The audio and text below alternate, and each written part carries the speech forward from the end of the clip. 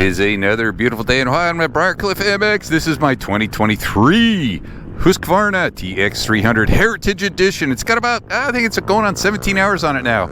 I've got a set of cone valve forks I got back in 2019. These are the cool ones that still have the nitride coating. They look good. They work amazing. I've had them on quite a few 300s.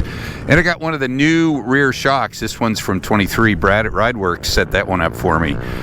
I haven't ridden this bike for a long time, since probably last fall, and I'm getting back on it. I have been riding this bike, my 24.5 450 Factory Edition, playing with the CUO unit and stuff, so there's some videos on that, but just jumping back on this thing, I mean, wow.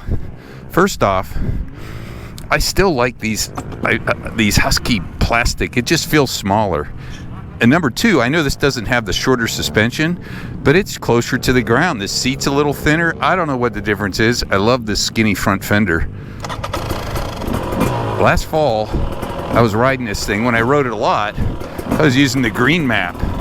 I can't handle the green map yet this year. But it's, after riding 4-stroke so much, trying to dial back engine braking, these things don't have any.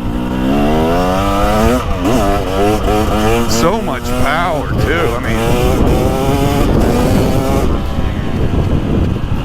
mean, and that's just the white map. You go in the green map, and I kind of like the green map because it just gave it even more roll-on torque down low, and it would just pull. Now it's funny, all the talk about the new chassis and getting more compliant, and now these pro components I have on this bike, I just have them set up for like kind of cross country, not so squishy like an enduro, but not as anywhere near moto, but for slow vet moto they're fine. But it's fun to jump back on this bike. These things are 55 horsepower at the rear wheel, according to Motocross Action when they test them on the dynos, and by gosh, it feels like it.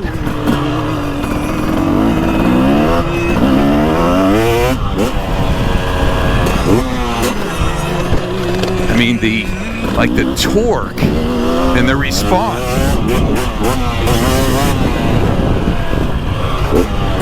There's just tons of ruts over here, so I'm just taking it kind of easy.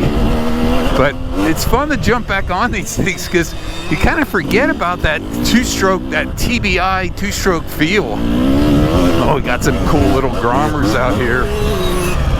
It's so neat to see the kids out riding. But man, when you get on this bike, this has got the regular frame and it feels fine. But of course, the suspension's a lot different. Now I think there may be some subtle differences, like in these flat corners like this, you might get a little more traction with the new chassis.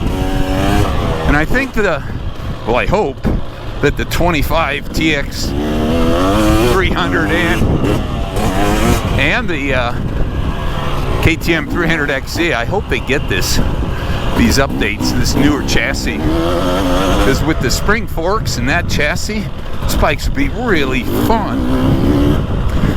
They're still fun.